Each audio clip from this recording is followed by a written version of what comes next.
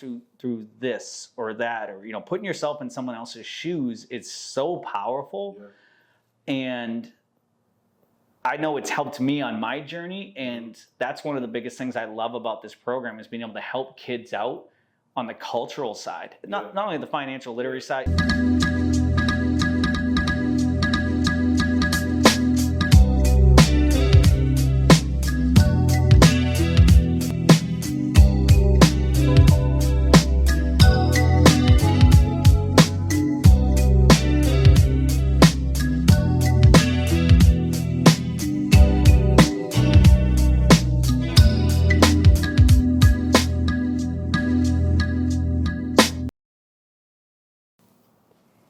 All right, everyone. Welcome to the Compound Mindset, episode 8. This is the first one we're going to have a guest on, so thank you for joining, Vince. It's a cool surfer now, right? Is that the California thing? Surf's up. No, I'm excited about this one. Vince is a good friend of mine, and he's doing some amazing things, so I'm excited to kind of dive into that. But as we do on every Compound Mindset podcast, let's just hop into a wisdom moment quickly. I'm a big fan of this word, so that's why I wanted to use it this time with fiat money. I think it's the creatures at Jekyll Island talk a little bit about this. It's about how the Federal Reserve was created, or in theory. But anyway, bottom line is up until I think it was like 1972, as everybody I'm sure was aware of, the U.S. currency was backed by gold. Well, then over the past, 50 years, there's no backing. And as we can see right now, they're just printing money left and right. So fiat money is basically, it's just not backed. It's fictitious. It's just a piece of paper. It's as valuable as they say it is. There's no backing to it. There's not like, hey, for this $5, give me $5 worth of gold or iron or whatever it is. It's just a piece of paper that we assign value to. So that's fiat money, and that's what the U.S. currency is right now. So yeah, let's dive into things. I want to, like I said, I want to talk about Vince and talk to him about a few things. But let's start off with, tell me who Vince Dawkins is. Man, that's a loaded question right there. I don't want to incriminate myself. No, Vince Dawkins. I'm a father. I'm a husband. I'm a believer of God. I'm passionate, I'm competitive, and I really want to genuinely help people. If I could just put myself in a nutshell, that's who I would say I am. That's awesome. And he doesn't just say that. We'll dive into it in a minute. I have another question or so for him first, but he really does want to help people, and he does it. He was doing it under the radar for a while, but we'll hop in that in a second. But just tell me a little bit. I want to hear a little bit about your real estate journey, because I know you have a W-2 job, but over the past, 2 or so years, been trying to build your portfolio and your passive income. So talk a little bit about that. Sure. So I tell people sometimes I got into real estate on accident. So I'll go all the way back to 2016. I used to live in Minot, North Dakota. I know that's kind of... Yeah, where? Yeah, exactly. Nobody knows where that's at. But I'll give you a tip. It's about -20. That's the average winter temperature in Minot, North Dakota. Is about -20 degrees. So, yeah, I'm glad I don't know that area then. Yeah, that's right. Exactly. So I lived there. My wife and I, at that time, I think we only had 2 children. And, it just got to the point where I was like, I don't think I want to spend the rest of my life in Minot, North Dakota. So we started looking into relocating, and the W-2 that I had at that time, we found out that there was a branch that was opening up in Charleston, South Carolina, actually Somerville, and we decided to go ahead and just, take that opportunity and move. At that time, the price of oil was not the same as it was before, so the market shifted there, and what we paid for our house, we were not able to sell it for that.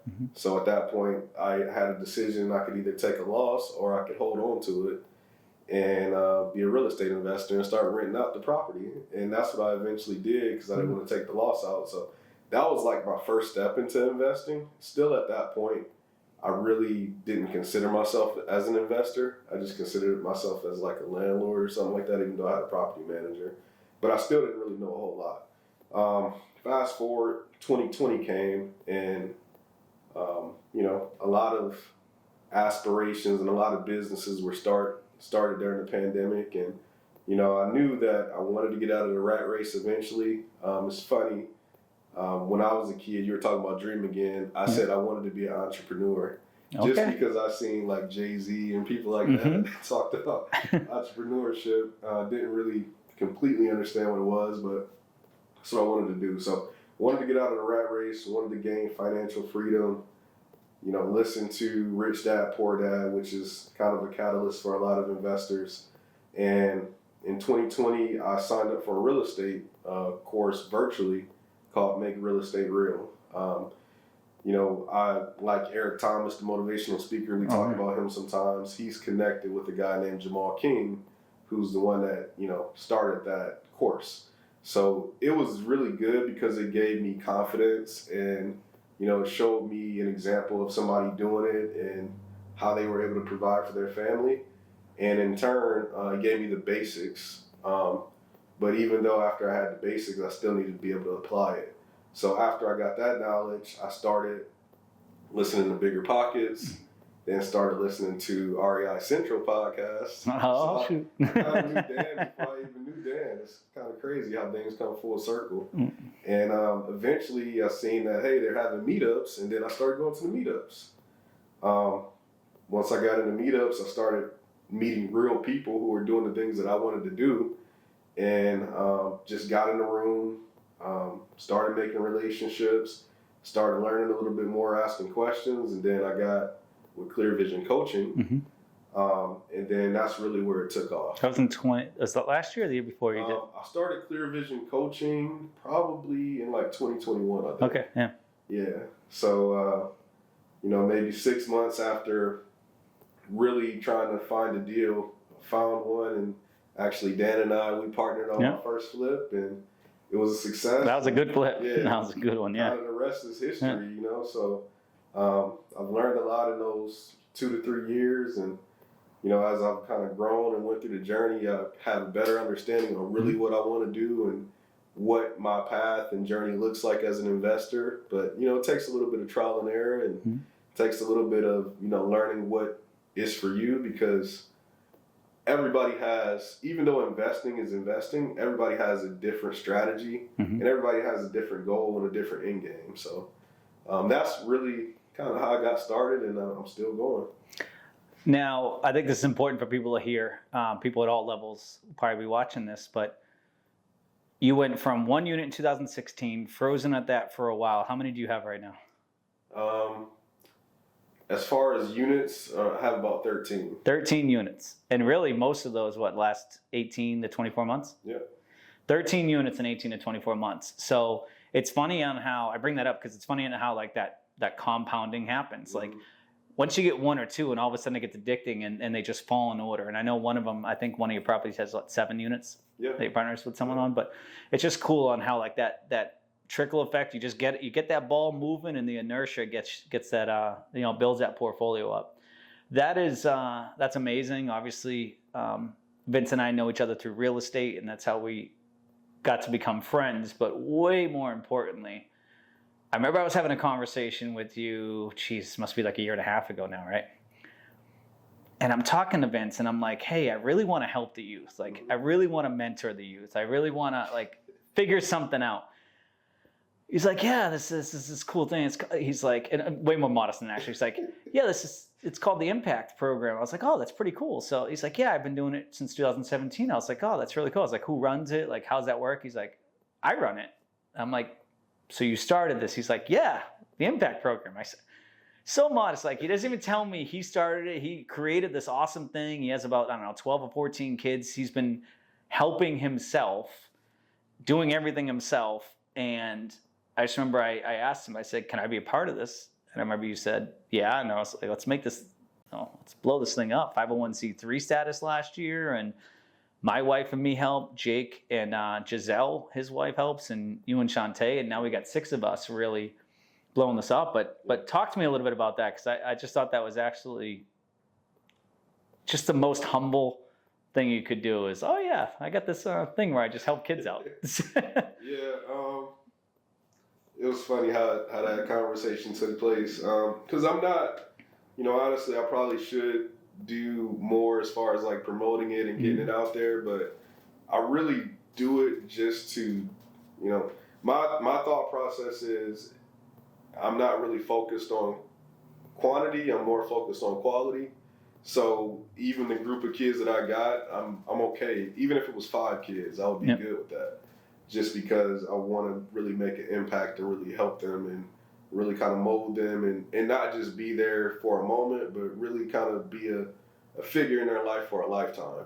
You know what I mean? Even when they're 50 and I'm 70, I still want them to call me on the phone and like maybe give them some advice or something like that. Wait, when they're 50 and you're 70, I think you did your math wrong because you're a lot older than your mid-20s. We'll go with that. Who's counting? But, I love that. Yeah, that's awesome. Yeah, with that being said, I've started doing it in 2017. Mm-hmm. I got the inspiration. I say it's a vision, a divine vision that was given to me from God. And, when I was growing up as a kid, I was involved in sports and I had some good male figures in my life, my dad, uncles, cousins, things like that. And I still to this day remember things that they taught me and remember experiences that I had with them. And, what you begin to realize as you get older, that not everybody has those people in their lives. Mm-hmm. So I kind of had an example of it being implemented at the church that I went to when I was in North Dakota. They had something called Boys Day or the Boys Club or something like that. And I was like, oh, that's pretty cool. And I remember the pastor of that church, he would always say, because it was a military base, so people were kind of always transitioning in. He would say, if you don't do anything more than what I've done here, you're a failure. And I don't necessarily agree with that, but I understand. You get the point. Yeah. The point is, he's laid the blueprint, the foundation. We should be able to build off of that. So that stuck in my mind, and then I started going to a church here locally, and the pastor, she was just very opening and very welcoming. And I told her kind of what was on my heart, because it was an idea that I had maybe for about 6 months. And I was like, it would be really cool if I could just, spend time with kids and just kind of mentor them, kind of lead them in the right direction and spend time with them, do field trips and things like that.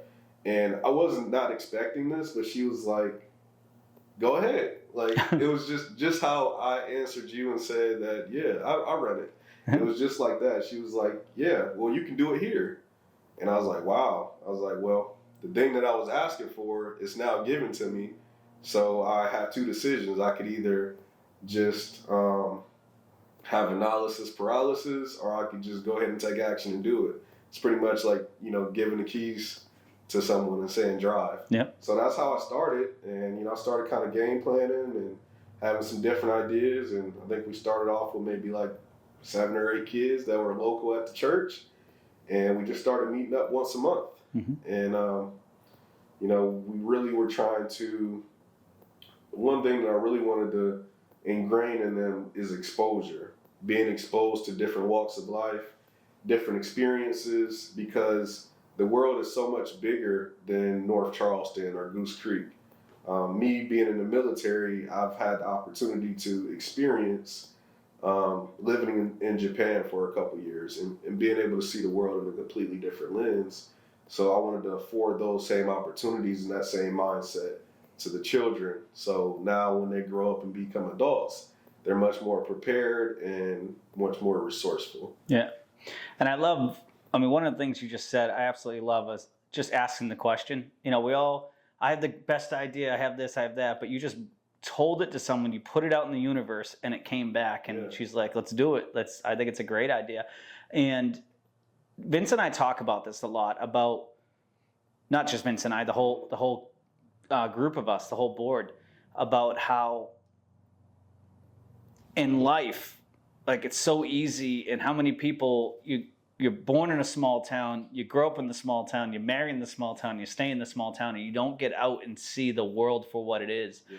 And I know that was one of the things that really sparked my interest on where your mind was at. We were very connected on just exposing to different cultures, because I know my opinion's this, and I think you agree with me, and correct me if I'm wrong, that the more cultured I feel like I am, the more I'm accepting, the more I'm not judging, the more I could see it from someone else's view. It's very easy to say, I don't know, when the war is going on in Iraq or Iran, Iraq or when Russian conflict right now or whatever is going on, it's very easy to just take one side because this is the world we live in. Mm-hmm. But to really be cultured and say, hey, maybe these people are going through this or that, or putting yourself in someone else's shoes, it's so powerful. Yeah. And I know it's helped me on my journey, and that's one of the biggest things I love about this program is being able to help kids out on the cultural side. Not only the financial literacy side, obviously the health, the giving back, or making the world a better place and that part of it, but it's that cultural, because hopefully that just helps with the hate. It helps minimize the hate, because when you could put yourself in shoes, or when I put myself in someone else's shoes, it's a lot easier for me to say, hey, I used to be an asshole, I was so close-minded, Now that I'm starting to understand it from another person's perspective, it's helped me be a better person. I'm not going to lie. I wasn't the best kid. I'm on the second chapter of my life. I'm going to be a lot better this half than the first half. But I think one of the reasons is because I wasn't not cultured, but I definitely wasn't as cultured as I am now. I definitely wasn't as open-minded. And I love that about this program. And I'd love for you to talk. I know we have like 4 pillars. So it's basically each quarter we do something different. Do you want to talk about each of those? Sure. Yeah. One thing I wanted to say too about exposure and being open to different cultures is, like you said, it gives you a different perspective. I think it also gives you a better opportunity to add value too, because now you understand them a little bit better and you understand where they come from. You can communicate better, and you may be able to connect with them in a better way too. Before I go into the pillars, I just want to say that, and this is, we're talking about the nonprofit that I started, but this is a lesson in life in general. Take action. Mm-hmm. Sometimes you don't even need to know where it's going to end up, or you don't even need to know all the steps and all the technicalities on what it's going to take to do it. You just got to start. So now we're a lot more structured. We're a lot more refined.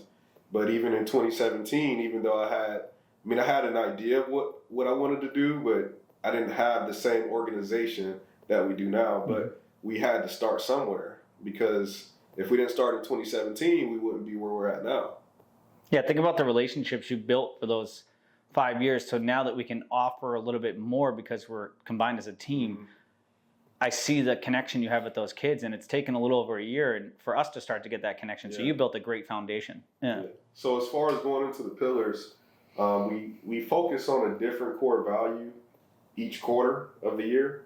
The first one is culture/arts and humanity. We want to get them familiar with other walks of life, because this world is a lot bigger than what they see currently. So we want to prepare them, and we want them to be able to be productive citizens and connect and navigate and do business with people that don't look like them. Also, the second pillar is health and wellness. Especially most of the kids that we have are African American, but it's open to anyone. But we have an obesity problem in the African American community. America in general does too, but it's really important because health and wellness helps you. We focus on mental health. We focus on physical health as well, exercising, things of that nature. The third pillar is financial literacy, which is important for everyone. And we talk about that a lot in the compound mindset. And then the fourth one is, being a part of your community, giving back to the community and making the world a better place. So that's what we focus on. Those are things that, collectively as a group, we talked about this before we rolled it out, and these, this is what we narrowed it down to, which is very important to us. And coincidentally, it really kind of connects with compound mindset values. It does, and that's how the world works, right? It's just all connects. And I just want to point out a few cool things we've done. Like we had this guy come and we played Nerf bow and arrow against each other for health, and we had a nutritionist come. I thought that was awesome when she's talking about the colors and how the colors of fruit help different areas of your body. And the kids are really enjoying that. And for financial literacy, one time we we gave everybody a chance to pick their job, and then do you want the mansion, the average house, or the shack? Do you want, or the condo? Do you want, a Lamborghini? Are you okay with the Hyundai? And it was really cool because after they spent their money, we had an actual like store where they could buy things. And I just remember it was, I won't say names, but one of the kids, she's adorable. She's younger, and she comes up and I look and I'm like, you have negative $2,000 in your account. You can't buy anything. Right. So that she had to go back and she returned, I think, the Louis Vuitton purse or whatever she had purchased, but it was just really cool things like that. My wife's Russian, and her mom and her got to talk about the Russian culture at one of these events. And so it's not even just that we try not to preach, we try to show them, like do cool things to show them how to grow in all four of those areas. I think it's amazing what you did. And my next question, I want to hear, like, where's your vision at where it goes now? And just so everybody here knows, he doesn't know these questions. So I'm throwing these at him without him being ready for them. I love that question because I think about it all the time. I'm going to be real transparent with you guys. I would love to do impact as my full-time career. If that's even a word. It's not even a career to me. It's more of a lifestyle. But that would be amazing. I'm still going to have passive income and still, work in real estate. But my main focus would be on this. I would love, and that's where I'm trending. And one thing that I really want to do, and we're going to do it, is I want to be able to take all the kids, 15, 20, however many we have at the time, and take them on like a week, 1 or 2 week trip abroad. I'm in. Whether that's Italy, Africa, Dubai, wherever we go. I think that's the next step, because we're talking about it and we're exposing them and opening up their mind. But until you actually physically get them out of the country and show them how other people live outside of social media and what they see on TV, I think that's when it's really going to click. So I love it. We're doing that. Vision. You heard that. That's not I want to. That's putting it on the board. Yeah, that's going to happen. That's going to happen. We're going to work towards that. Yep. That's awesome. Absolutely. I love that. I didn't know where you're going to go with it, but I absolutely love it. And now it's nice to know that anything I can do to help achieve that. Tell us a story about a big win with impact. A big win with impact. Okay. I got a couple. It's hard to just pick one. Of course, yeah. I want to start by going with the good and the bad, because when you're actually when you're all in these mentees' life or these children's lives, there's going to be ups and downs with each child. We've had instances where we've had people, our kids, that have been in, trouble, like criminal trouble. But the fact that they still trust us, being there and being by their side and not saying, oh, you got in trouble, I had nothing to do. Like, it's not about that. Like, no matter where you're at in life, we're still here with you. Mm-hmm. I think that was cool that we could show that, and then it could be reciprocated and show that they appreciate it and that they really, trust in us. And it was just a good feeling to be there and support them, not only when things are going well, but in times of adversity as well. On the other hand, we've had success stories where a couple, actually 3 of the students in Impact, they've joined the military. Mm-hmm. One of them joined the Navy, I think. One of them joined the Air Force. And right now we have a current member. She's actually in the Army National Guard. That's awesome. So that's cool to be able to, see them having success stories and moving, doing something positive with their life. The biggest thing that really puts a smile on my face, though, is how excited they are to actually be there. It's not like pulling teeth. It's not like, oh, I got to go there. Like, their parents aren't making them go there. Like, the kids are driving their parents to take them there. Mm-hmm. And they're always asking, when's the next impact? What are we doing next? Like, just getting them interactive and them being excited about being there. Like, that's rewarding to me, and it makes me want to keep going. And you can really see that. There were a couple kids that we've been, doing some things where we try to track their progress, where their mind's at, really getting to know them. and a few of the kiddos that I was unsure about really opened up at an event that we had and really dove deep, and some of them needed some help. They might and some help just getting them to their goals that they're trying to hit. And it was really cool just really connecting with them. And I'm glad you started this and you could see the impact it's been having. I want to pivot away from the impact program and go to another couple other things about your life. But I wanted to ask you, is there anything else you want to chat about the impact program to really tell people, maybe tell them how can they donate? How can they help out? Yeah, exactly. We have a website, impactcharleston.org. That's probably going to be the best place to be able to see what we're doing and keep up to date with us. We're always accepting donations and volunteers as well. We're a 501c3. If you are going to volunteer, there's a background check required, but we're more than happy to have you come help us and share experiences with us. So Dan is actually on the fundraising side, so you can always get in contact with him as well if you want to donate. Yeah. One other thing I wanted to say is one of our big initiatives this year too is implementation and application. So we talk about our goals, right? But just like we have coaches, we're kind of a coach to our mentees, and we're trying to help them bridge that gap. So if you say you want to be a computer programmer, if you say you want to be a real estate investor, we're saying, okay, you want to be a real estate investor, we are going to connect you with an opportunity, whether that's a meetup or whether that's an internship with a person. We want to help you turn this into a reality.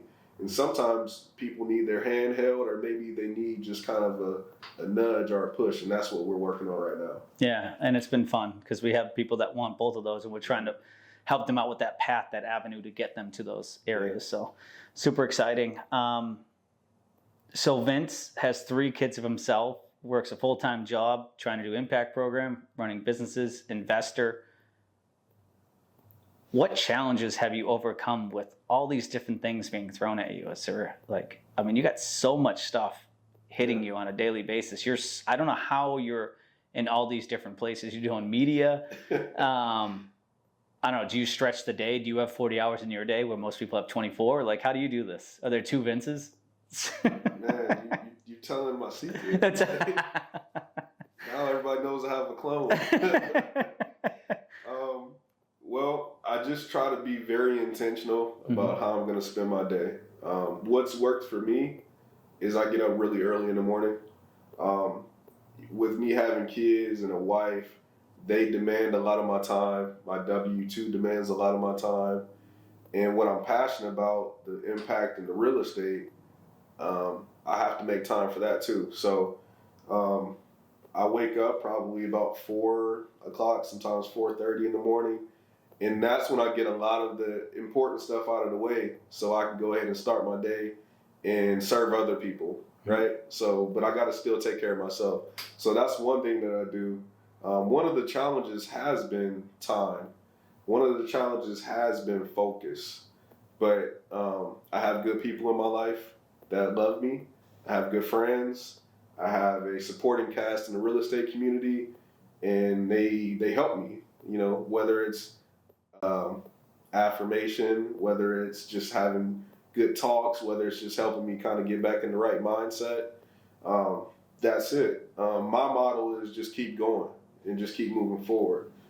Even if we fall for it, just keep progressing. I'm not really on a timetable saying that, hey, I got to do this by this amount of time. I think sometimes you can kind of psych yourself out doing that. I know where I want to be. I know what my goals are, and I'm just going to keep moving the needle every day. I love that. That's awesome. Because I know you've definitely, with all that going on, I know you've had to overcome some adversities, and I just love hearing that. And all right, in life in general, tell me one of your greatest accomplishments. One of my greatest accomplishments. That's a tough one. See, just to show. I did not get these questions before. What hits you up top of your head? Anything in life? One of my greatest accomplishments is really just being a father to my children. And not just being a father, but just being able to be involved. Like today, I went to their I went to my son's field day 2 days ago. I went to my daughter's field day today, and I'm coaching my son's football team. Just really being in their life and being able to enjoy every moment with them and kind of shape and mold them. That's one of my biggest accomplishments. I really take pride in, I'm going to toot my own horn on this one, being a good dad. Mm-hmm. Like, I think that's probably one of the most difficult jobs in the world is being a parent. And I think, I'm doing a pretty good job at it. So I think that's probably one of my biggest accomplishments. The second one is probably, I would say, impact. Yeah. No, that's awesome. And you can tell he's a good dad. I mean, it's just at the impact events, you can just see him with his kiddos and how close they are and like the respect. I think one of the hardest things about parenting that I'm so nervous about is like I'm just hoping I'm raising Naya right to be respectful and be a good person. And I could see you've definitely instilled that in your kids. So I'll be picking your brain. I hate that phrase, but picking your brain on that one. What I'll say with that is one of my biggest things with children and youth in general is they don't always do what you say, but they're going to do what they see. So as long as, you're a good guy, you know what I mean? So as long as they see how you interact with people, that a lot of times that's how they're going to approach interacting with people and being respectful too. I love that. Yeah, you're right. I mean, just picking up now, just little things that she does. She sees me do something and does something at 17 months, never mind, as they grow. That makes sense. Tell me one of your biggest fears. To be honest, one of my biggest fears is not being in my child's life. So, growing up, I'm from Akron, Ohio. I'm from the inner city. He knows LeBron. So, my father, he was a good dad, but he also had multiple kids by multiple women, and I wanted to go the different route. I wanted to be in my kid's life and really have strong relationships with them. And, I've seen instances where, people, whether it's getting a divorce or whatever happens in their life, they don't have strong relationships with their children. And that's one of my biggest fears.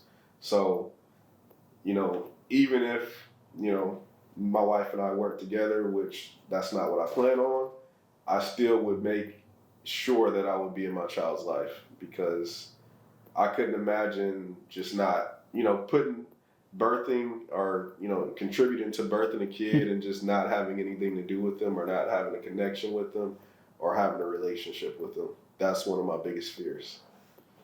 Thank you for being vulnerable there. I like that. That's a good answer. If money wasn't a concern, I think I kind of know this answer. We've talked a lot about it on this, but how would you make the world a better place?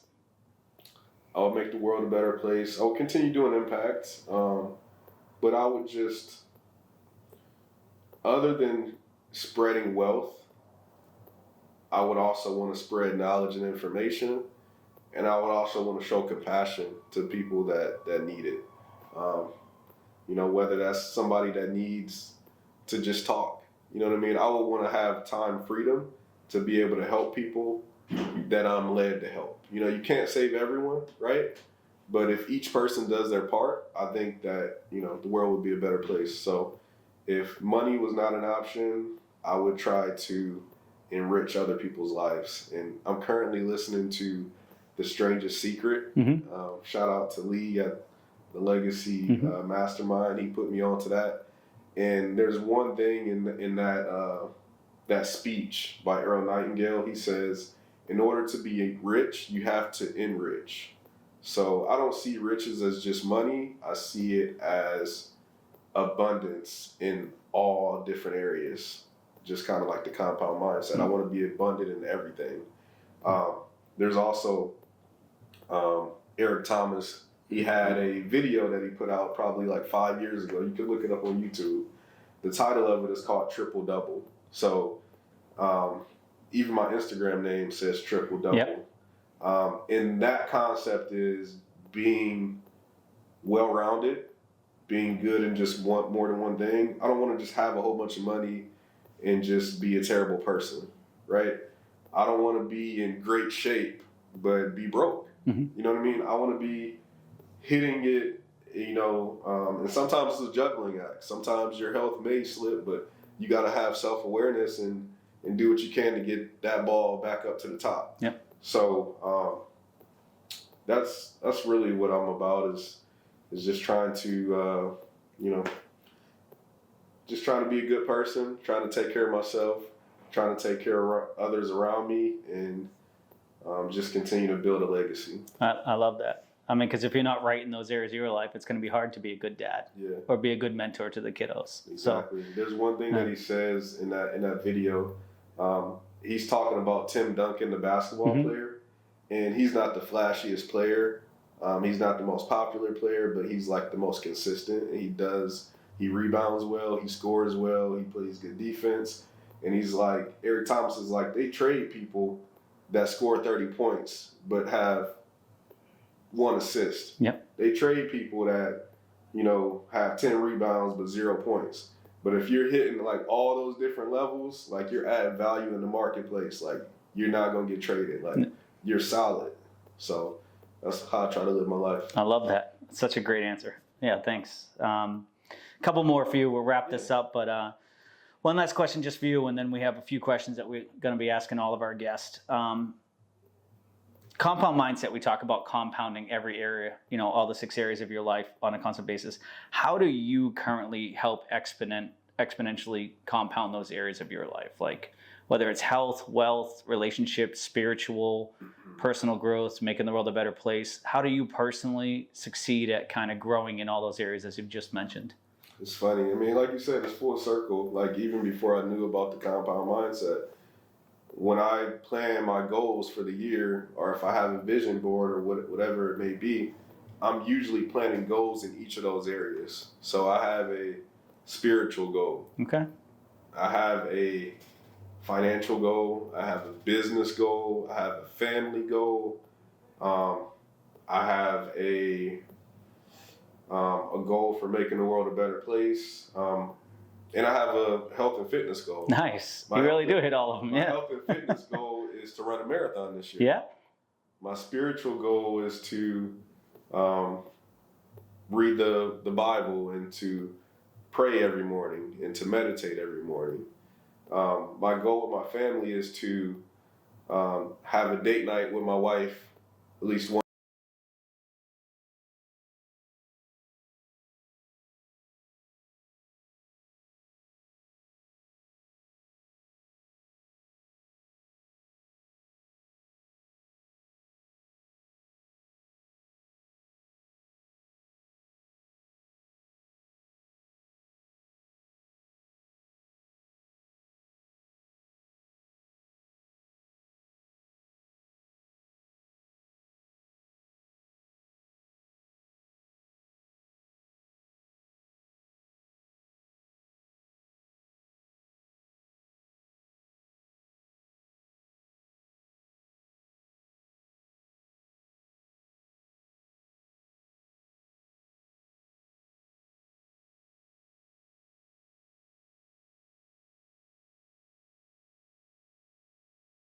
a month.